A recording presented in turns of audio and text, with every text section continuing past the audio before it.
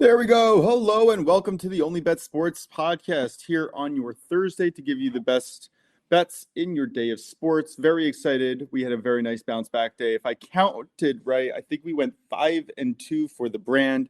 Let me bring up my co-host DrewDelucchi. How you doing, man? Doing good, doing good. How you doing? I'm doing fantastic, man. We got Arnold Palmer Invitational going on. We got a little bit of PGA. That's always fun to watch in the morning. I love waking up, being able to put that on my TV and then kind of go about my day. But tell me about your two-leg parlay yesterday with Ohio State and Robert Morris. I think that kind of turned out pretty well. It was never in a doubt, was it?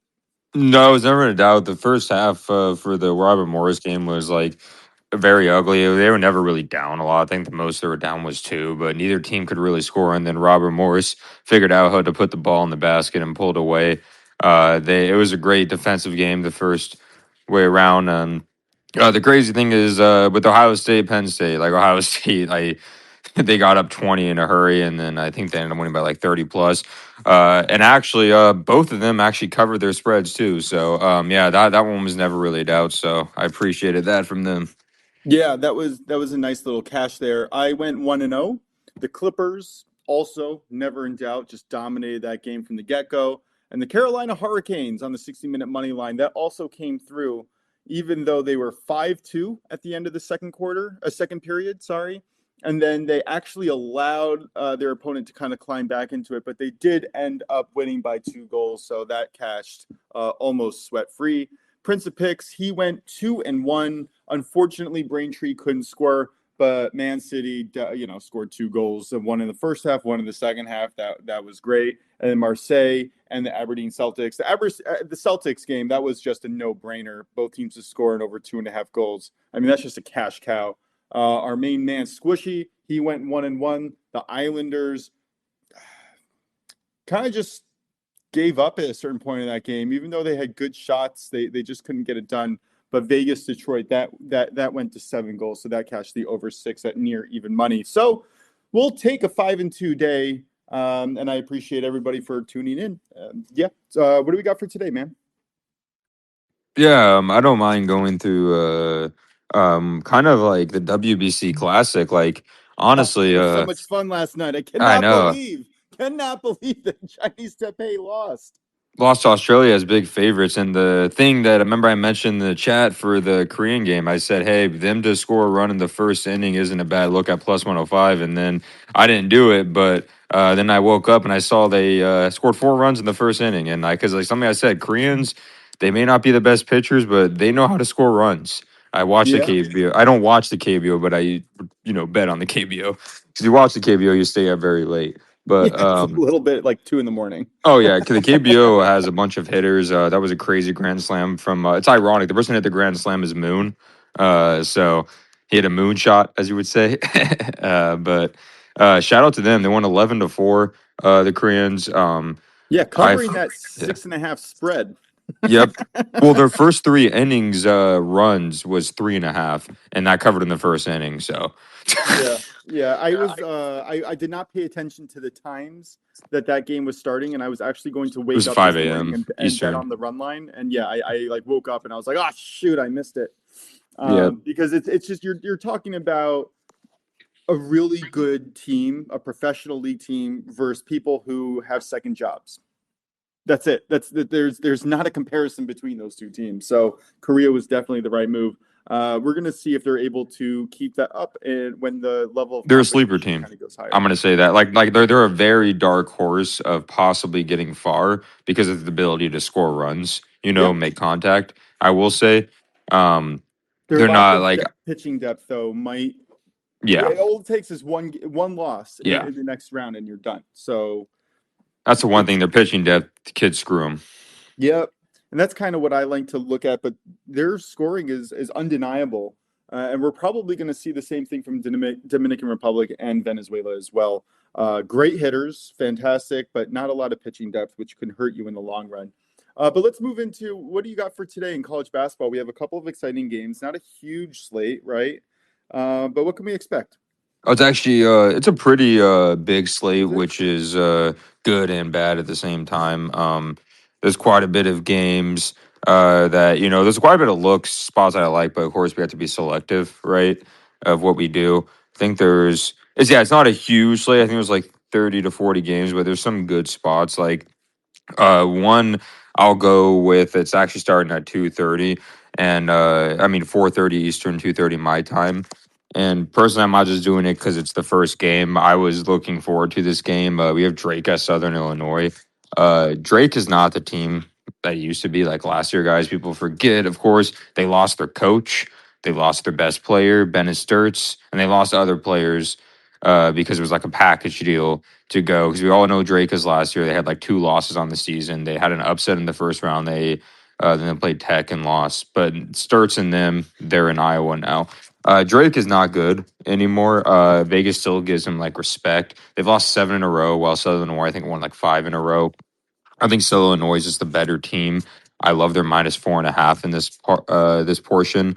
And something I will say also, I believe this is as a neutral site, but Southern Illinois, if you guys don't know Southern Illinois, is they have a very like they're not really a good offensive team.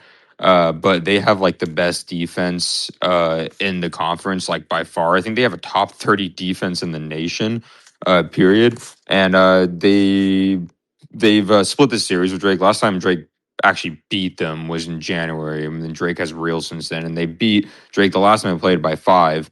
And Drake has just not had. If you look at Drake's metrics, they haven't had a good offense or defense. Like actually, their offense is relatively similar, a little better than Southern Illinois, but their defense is a lot worse than Southern Illinois. Southern Illinois can't really shoot the three well, but also Drake can't defend the three well. But Southern Illinois will like try to score in the paint and they'll suffocate you on defense. And I know people get worried about top defensive teams, having a 4.5, but also top defensive teams can have a 4.5 to make it a game that's very ugly. For example, like if Drake goes on scoring droughts and then they gradually get 2 pointers, I expect Southern Illinois to win this by like 10 points in a way. So that's my first one. If you have any thoughts of that. Yeah, I love this. I have this projected at 12 points. So for them to win by 12. So getting a 4.5 at home, I think is excellent value. And I also lean over here. But yeah, I played the over and Southern Illinois both last night. So yeah, I'm going to put another half unit on this just because you're on it. But yeah, that's a great look, man. Yeah, so just to make sure I clarify, I believe I may be wrong, but this conference tournament, I believe, is a neutral court. Let me double check. Uh, but let me see where the Missouri Valley Conference tournament is held, because that can matter too. Let me see. Doo-doo-doo. Yeah, we Oh, should probably get a guide here somewhere. If you can yeah. tweet me or Oh, send me yeah. that link, I'll put Oh, it so out. it's held in St. Louis, Missouri. So there really is no home court for either side. So that's why I love Southern Illinois even more. I think there'll probably be more Southern Illinois fans there personally. And also, this Missouri Valley Conference is the main team in this is Belmont. People know probably who Bradley is at Murray State. This is a pretty popular conference. Belmont, people think Belmont's going to run away with this. I don't see I'll say this: the one value pick I see for this, I think they're at +1,000 to win the conference. Is Murray State is a good value pick to win the tournament. Oh, you're If here. Yeah, Belmont is not good value at +130. I think they probably win it, but it's not good value. Yeah, sometimes you got to play the number, and sometimes you got to go with who might actually win, which we'll get to that in a second Yeah. on my Oh yeah, golf picks. definitely. But Sounds good. yeah, Um, yeah. What else you got for us today? Perfect. There was other looks like so we have some AAC games, American Athletic Conferences. There was looks I was looking at, but like Tulsa, East Carolina is -9.5. I think Tulsa should cover at East Carolina, but this is still, I believe, regular season play. And then some people like Temple over Tulane, and then the one that's most suspicious to me is I'm done with Memphis, but the fact that USF is only -6.5 at Memphis is absolutely insane. I think USF is still fighting for possibly like at large bid because they had a tough non-conference schedule, and I think they're going to want to demolish Memphis. Memphis has just given up. Personally, I think they've lost like 7 or 8 straight. I'm not going to make that quite an official play yet, but I'm gonna do more research into that play. But I would say my other play I like is actually one of the I think it's the Big West games, where the UC Irvines and UC San Diego's and Hawaii's. It's at 10 p.m. Eastern. I know the dark hours. UC Davis at Long Beach State. Um, this line is kind of suspicious to me in a way. The fact that UC Davis is only -1.5 and -125 on the money line. Long Beach State has really not been that good this year. And UC Davis is still actually fighting for something, not in that large bit, but for seeding. And I think UC Davis is a pretty good basketball team. They suffered a they suffered a tough loss at home to Hawaii, a game that they could have won. Um, and the last time these two teams played was at UC Davis, and UC Davis beat them like 71, was it 71-54? I know people believe in revenge games, but if you just look at Long Beach State, they're 9-21 for a reason. They beat Bakersfield last game, which isn't impressive. But before that, they lost to Cal Poly, lost to CSUN, lost to UC Irvine, lost to UC Davis, like lost to CSUF, San Diego, Hawaii, UC Riverside, UCSB, CSUF. So that's 7 games. Oh, I think it was like 8 games in a row they lost before they just won their last game to the worst team in the conference, Bakersfield, only by 1 point. So um, I would say give me UC Davis on the money line or -1.5. Yeah, I project a closer game there. I do project the under there as well. And in the Memphis South Florida game, also, I have a huge edge on the under there. 160.5 is a large Oh, total. I agree. I'm going to play that right now for a quarter unit. I think that's really good luck. I'm looking I at don't see how the uh, metrics there. Yeah. I don't see how Memphis gets enough points to match. So USF one of those teams that can just put up 90 to 100 in a hurry. But something I'll give Memphis credit for is if Memphis is carrying, they generally play good defense, but their offense is just atrocious. How they run offense is sad to watch. So like because it's 160, like you said. So if you think about it, right, even a 90 to 70 game hits, so I don't see that kind of game. I can see this being like an 80 to 60 game personally or something like that, like 80 something to 60 something. And that's a tall total. Scoring 80 points. I don't care. Even if you're Alabama, it's not easy. No. It usually only catches in the last few minutes, and that's if they're pushing. USF actually played Alabama this year, and it was one of the most fun games to watch. I think Alabama won like 104-93. Holy crap! I can't wait. That's gonna be a lot of fun. I cannot wait to get your analysis when we start March Madness. That's gonna be so much fun. Oh yeah. Yeah, if you All look at USF, they've played like tougher teams than I realized. But there was one more look that I was possibly looking at. Because of course I don't want too much for variance, but Pepperdine versus Portland. Yeah, I know it's a very ugly game to look at, but it's the start of the WCC tournament. So, and I believe it starts at. Let me double check when it starts. I think it starts at 7.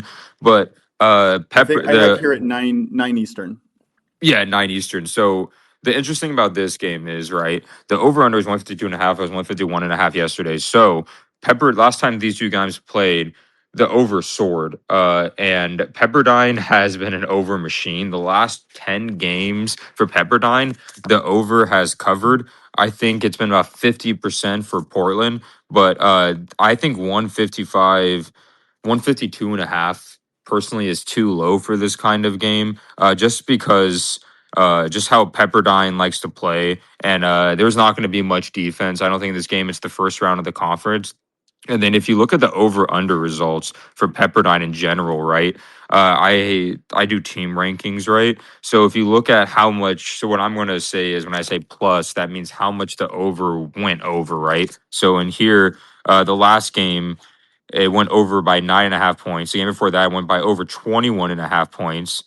The game before that, 7.5 points. And the 2 games before that went over 31.5 points, 31.5 points. So Vegas is getting the over wrong for this. And I don't think they're changing it. So I'm probably going to make this an official play. I like 150 over 152.5 for that game. Okay, I'm game. I don't see any significant edge on my model one way or the other, so I definitely am going to defer to you there. And even if my model is off a little bit, I'm still defer to you. Like Yeah.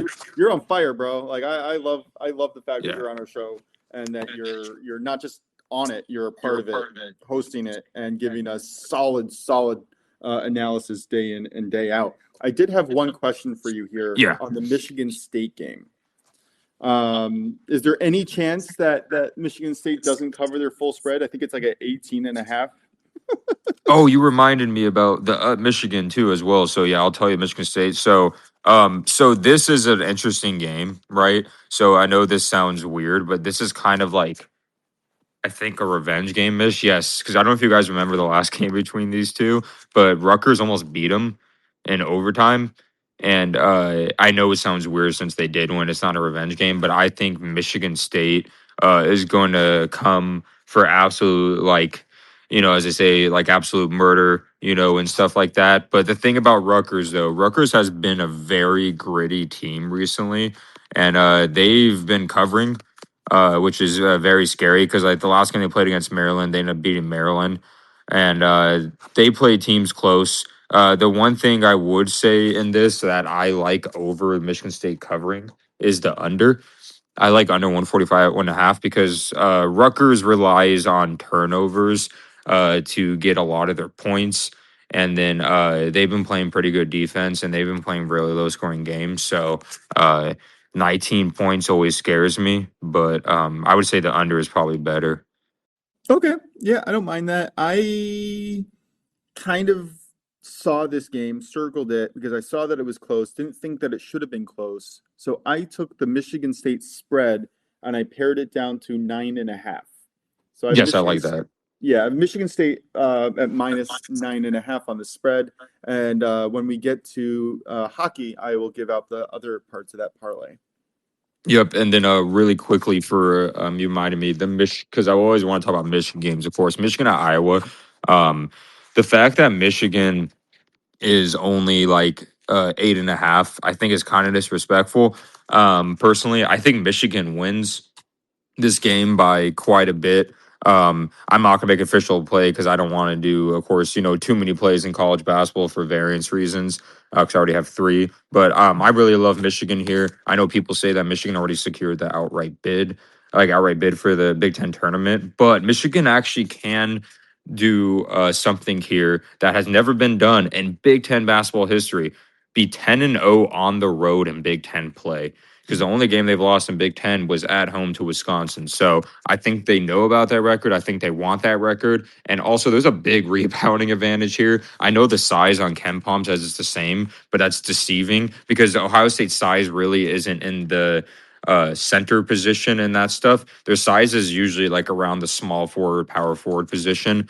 And even though Michigan's missing LJ Carson for the year, they have such insane depth. It's crazy. I think Michigan is going to roll this game personally, and I really like Michigan here in this aspect. The fact that it's only 8.5 with Michigan is always valuable to take in that aspect. Yeah, they're either going to lose this game by 10 or they're going to win this game by 10. Exactly. So that's the thing. Yeah. I almost took them on the money line as a parlay piece, and I was just like, I can't deal with the variance, but I do like the value on the play because you're right. Yeah, they're going to either score and they're going to dominate, or they're just going to come out lackluster and or they're going to be flat. Yeah. All right. But that's it for me. Anything else in college basketball before we move into the NBA? Nope. All right, let's move into the NBA here. I found a few value spots here that I really liked. Really just, you know what, let's just start at the top here. I like the Magic. Now, I don't know if they cover the full 8.5, but the Mavericks are not good by any stretch of the imagination right now. They've lost the last 4 games in a row by quite a margin, honestly. Looking here, anywhere from 10 to 20 points on average against Memphis, Charlotte, the Kings, like not great teams.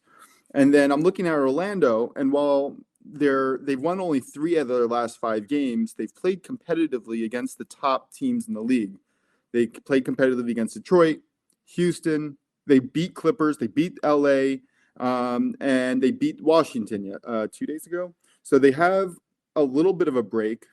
They have the rest. I'm not a fan of the Magic, but I do like them here.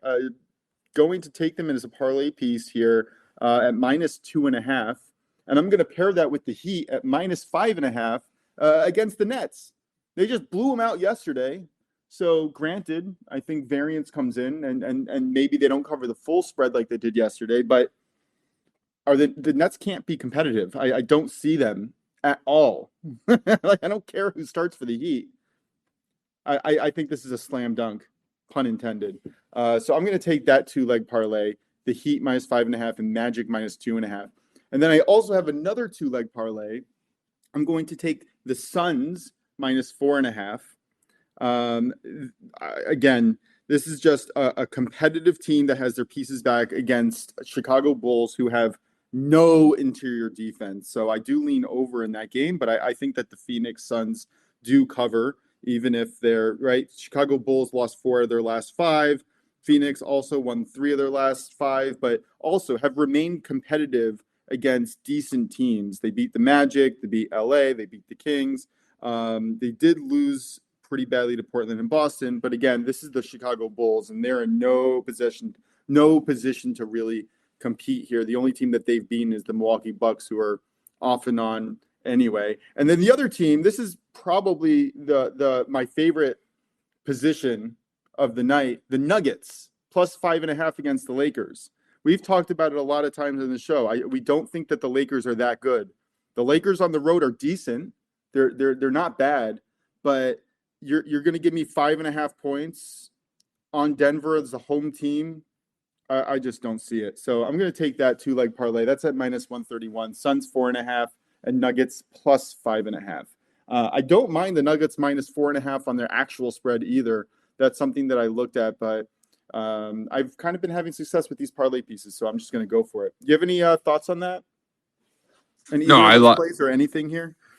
Yeah, I like your plays. Personally, I'm gonna go against the grain. I know I let you know. I'm actually gonna make this official play too. I'm a big fan because I'm tired of having total leans and they hit. So I'm a fan of under 224.5 for the Suns. I know the money is on the over, but the reason for this is this the Suns. Like honestly, anytime I see 224.5 when it comes to the Suns, that's too many points. Because if people forget, the Suns like are number. Because I was talking to someone in Discord and they were like, "Oh, the Suns can score." I was like, "Dude, the Suns ranked number 25 in pace of play this season, and also the last 3 outings, they're averaging 92.3, 93.3 possessions, by far the lowest in the entire NBA." Chicago plays a lot faster, but I'm sure they would want to be more happy to go at Suns pace, especially how short on bodies they are. And Phoenix, right, has gone 7 straight games without scoring more than 114 points. And I know that sounds crazy, but that's today's NBA. And 2 of the last 4 contests have produced no more than 178 points. The under is 5-0 in the Bulls' last 5 and 4-0 in the Suns' last 4. I count these trends to continue. And regardless of like even the Bulls, if you look at the Bulls have done pretty good defensively recently too. So I expect this to be an ugly game. I don't see this going to 225 points. All right. It's always okay to disagree. We always have different opinions here, and that's what makes the show great, right? Yeah. Okay. Yeah, I hear you on the Bulls playing a little bit better defense as of late, but still not to a level where I think they're going to be able to completely stop the Phoenix Suns, and I'm hoping that the Suns are able to overcome it, even if just at least cash the -4.5 for me. That's all I care about.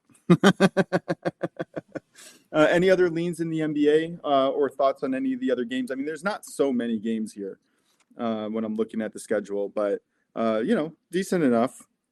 Yeah, the only other one I was interested in, I wasn't sure about, but I was thinking about the under possibly for the Raptors Timberwolves game just because of how both teams are capable of playing. But there's too much variance for me for that one, so I'm not going to touch that one. But I see people that are on the Warriors to cover 9.5 and move to 8.5. I'm not too sure about that.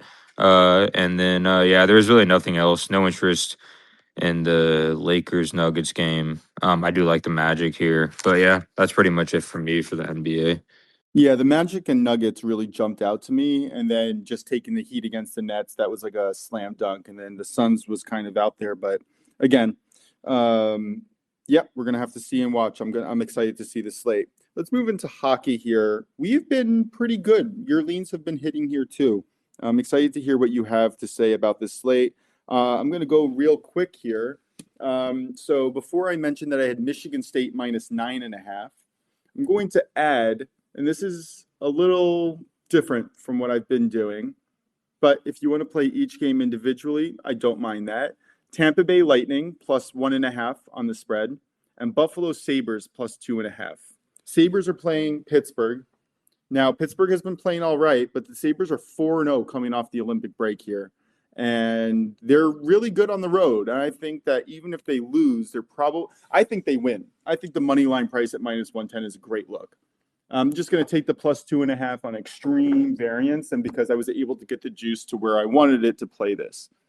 Tampa Bay Lightning are also, I think, a fantastic look. I was going to take this on the 60-minute money line, and then was just like, if they're not going to lose by more than one goal here, they're playing Winnipeg. What can I say? I don't like Winnipeg at all. Even if they just won Chicago, not that great of a thing. They lost to the Sharks 2-1. They lost to Anaheim 5-4. Tampa Bay has been in a little bit of a slump. They've lost their last 3 games, but we know that this team is good. We know that this team is great, and that this team is going to bounce back at a certain point. The 2 games before their losing streak here, they won 4-2 against Toronto. I guess that's not that great of a deal, but they did win 6-1 against Florida Panthers, and I think that says a lot about this team.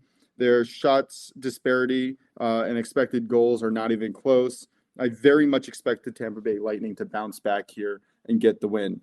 Do you have any thoughts on either of those games? No thoughts, but I agree with you on that aspect for sure. The only one that I was like looking at in term of like total wise, um, I'm probably not going to take because of the other bets I have. But I know it's a low total, but I feel like the Mammoth Flyers, that looks like a good kind of like underplay. I know it's under 5.5 for plus 100, but the Mammoth have been pretty good lately when it comes to defending goals. And since the Flyers came back from the Olympic break, they've been pretty bad at scoring goals. I believe they've scored 10 goals since Olympic break, and 2 of them came past regulation time. And something also, Utah is when Utah plays away from home, usually their goals per game drop as well. So I think that would be not a bad look to I see. think that's a fantastic look, man. Yeah, yeah. I wish it was like 6.5 minus You can get 130, 6. but You can get under 6 at oh, MGM at minus 120, and I think I'm actually going okay, to take that. Let's make that an yeah, official play. Yeah? yeah, definitely, yeah, because I feel more comfortable with the flat line. Yeah, yeah. Getting that 6 insurance is really nice. So, okay, so let me read to you the last 5 games for each of these teams. All right? 3-2 for Utah. 3-2, 4-0, 2-5, 4-2, 1-4. So 2 of those games have hit over the 5 mark. Only one of those games has hit over the 6-goal mark. Philadelphia, 2 games have hit 5 goals. The rest of them have hit 3 or 4. Not even close. So yeah, Yeah, I definitely love this play. And looking at the money splits as well, a little bit more concerning. But again, I'm going to fade the public here.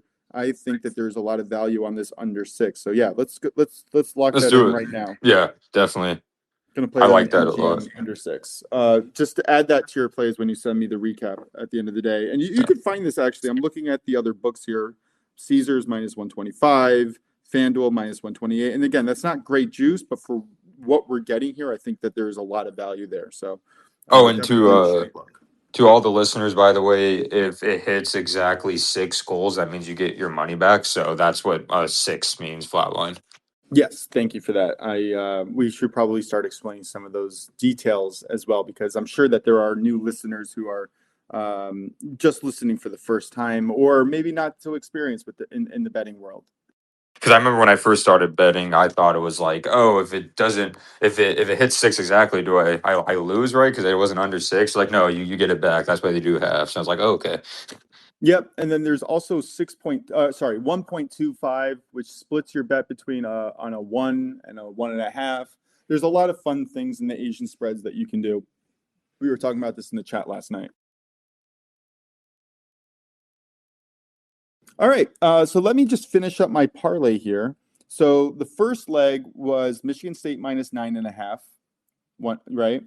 Buffalo Sabres plus 2.5, Tampa Bay Lightning plus 1.5, and then the last piece here, you might have to get a top 20 market, but I took Scotty Scheffler top 30, and you can get that juice at minus 123. I think that this is excellent value. I don't, and even if you wanted to stretch Scotty Scheffler to the top 20 market, which it might be because I think he's -1 on the day already. I think he just had a birdie, so a bogey, so you actually might be able to get this in live right now.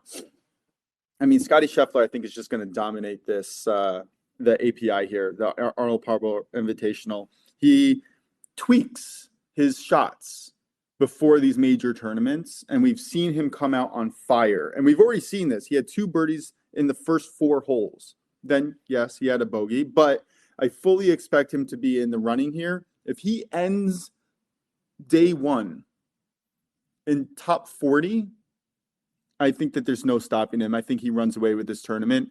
I grabbed his to-win number at plus 340.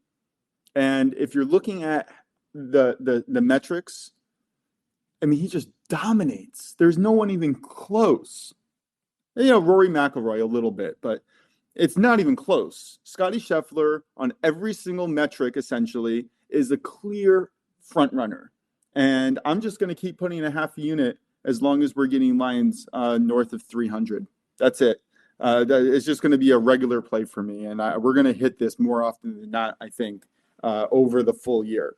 So give me this cross sports parlay: Scotty Scheffler top 30, Tampa Bay Lightning plus 1.5, Buffalo Sabres plus 2.5, and Michigan State minus 9.5. And I promise I won't try to do that too often, but I did like it. Originally, I was just going to add the Michigan State, Tampa Bay Lightning, and the Denver Nuggets, but the lines went away magically last night, and I had to work around it. And then I guess while we're touching on golf already, I have a top 40 parlay here. I love this. 2 of the players I don't think have gone off yet, so you still have time to get this in. I'm going to take at plus 160 full unit Pearson Coody, Colin Morikawa, and Nikolai Hojgaard. I don't know how to pronounce his name. Those 3 players have insane value. Pearson Coody has an 83% chance on my model of making it to the top 20, which is just ridiculous value. And I'm actually laddering his top 30, top 20, and top 10 markets for him specifically. Nikolai Hojgaard, he has a 48.5% chance of making it to top 20, which isn't as high, but I have a lot more faith in him, especially because a lot of people that I follow and experts are really high on him. I think that he is a fantastic golfer. He's in his swing. And the real metric here that I think is really valuable here, and again, this is not necessarily from me, but from the people that I follow, Mike McClure, Sina Jad, it's going to be off the tee precision. That is the most important metric that you can find at the API here. It's going to be shots gained off the tee, right? SGOFF or TF or whatever it is, sorry. But anyway, the people who can hit it far and precise off the tee box are going to have the strongest chance to win this. And Pearson Coody, Nikolai Hojgaard, and Colin Morikawa excel in this metric. So I'm going to take the 3 of them at plus 160 for a full unit to make it in the top 40. I think that's excellent value.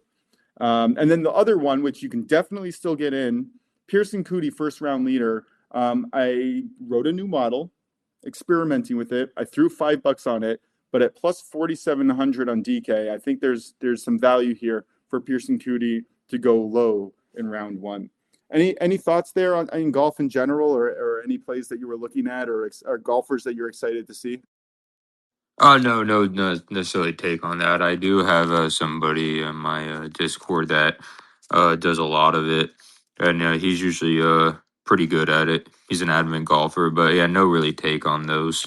All right. Well, Uh, if he ever wants a show to put out oh yeah, his definitely. picks, he is more than welcome to come on. And that Oh, I goes can tell for you one of the things that he did a lay of Rory McIlroy top 10, Tommy Fleetwood top 10, and Jake Knapp top 20. No, Tommy Fleetwood top 20 and Jake Knapp top 20. He oh did that this morning.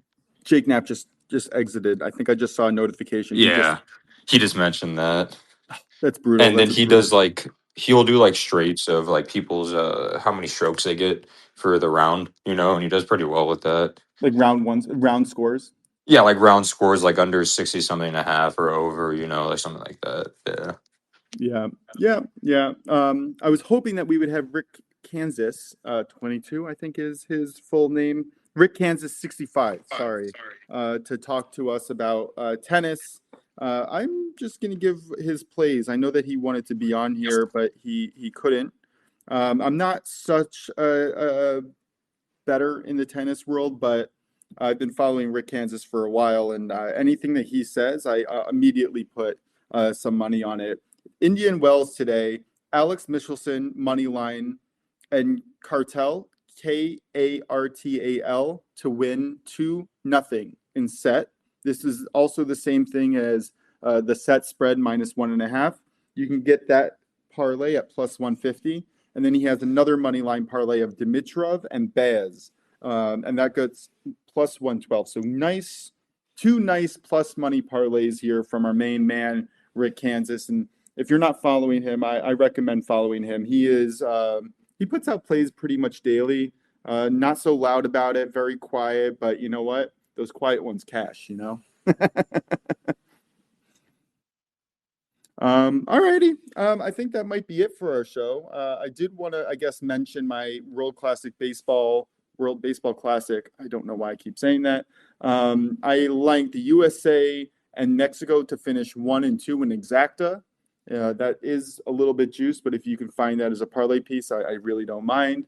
To qualify from Pool A, I think Canada at +100 offers a lot of value. And then, of course, the USA -110 to win it all. I just think that they're too deep, too strong, and USA is not going to go out without a fight. So even if they make it to the finals, they're going to be the heavy favorites against anybody. And you will be able to hedge that number, I think, pretty significantly should they make it. And every single win that they have, this number is just going to drop. So And no runs first innings are back. Sorry? No runs first innings are back. Yeah. I'm not going to test it so much in this market. I don't feel as comfortable. I'm going to need to see like a month or two in the MLB to see where those are going. But the no run first innings in the cold weather at the beginning of the season is usually a solid look. And then you're looking at yes runs the later it gets, unless you're facing elite pitchers, which, there Something is. I was looking at real quick was I'm going to look at is combining for the games that are tomorrow, combining like no runs for the teams that are playing like Japan and USA and Dominican Republic, like try to see what happens if I combine all of them for those teams not to score a run and see, what those odds would be. It'd probably be insane, but I'll see. I'll let you know. Yeah, I like that. You can also parlay the money lines in the first inning as well if you don't see the no runs for specific teams. That's a nice way to go about it. I cashed so many times with the Pirates. Pirates stunk last year, but they were really good at scoring in the first inning, and Paul Skeens isn't letting up a run. I think he only let up a run in the first inning once all season. And it was later, way later on in the season. Yeah, it was like September or something until the first time, or August that the first time he and I think it was a home run. Yeah, well, it always is. It's just like one little, and then guy gets a good swing, and then that's it. Yeah, it wasn't like a Brawley of like 4 straight hits or something. No. Paul Skeens is just a beast. No one's getting 4 straight hits against him. In the first 2 innings, he had like a .03 ERA, something like that. I have to go double check the stats, but it was something ridiculous like that where nobody scored on him the first time that they faced him in the lineup. Like nobody. Paul Skeens. I'm excited, and he's growing. He is growing. I am excited to see where his career goes. That's going to be a really fun. That's scary. It's so scary. I was watching him work on the way he pitches, and trying to make batters get fooled. Like, you don't need that. You're so good. You're so good. His pitches are filthy. He is one of the Same most arm slot, exciting which makes pitchers it to hard. watch. Yeah, he's working on his arm slot angles and stuff. Yeah, like the tunnel, and then Cal Raleigh spoke next to him saying, like, yeah, that kind of stuff isn't fun. Like, honestly, it makes me respect catchers more. Like catchers, the fact that, like, remember, catchers still have to catch this stuff, guys. Even though they know the pitch is coming, the fact they have to catch this and they're seeing the same thing the batter's seeing is impressive. So impressive. It's a lot of fun.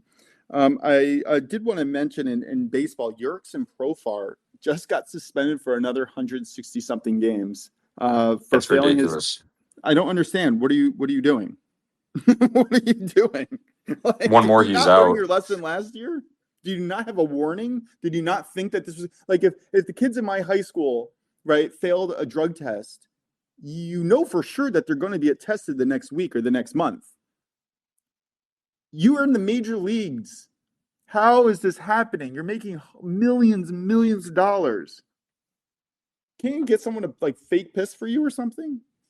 I don't know. Exactly. And he was supposed to be a top, like, prospect, and he's been disappointing, honestly, without his PEDs. He's exciting, but yeah, Yeah. this is just an embarrassment. And the last piece of news that I wanted to get here, I thought Michael was going to come on and tell us DJ Moore has been traded to the Buffalo Bills, solidifying finally a really shaky wide receiver core. And that's going to be really exciting to see Josh Allen have a number one Yes. receiver who's not just Stephon Diggs. You need a big-bodied receiver. That's going to be a lot of fun to watch next year. I think the Buffalo Bills are one of my favorite teams. Just is. Don't know how it happened.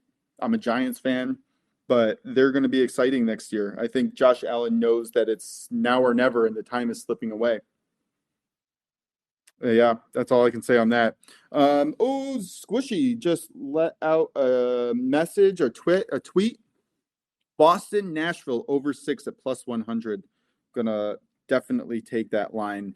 So yeah, we got a few plays in hockey, few plays in the NBA, college basketball, golf. We're covering all the angles today, and don't forget about tennis.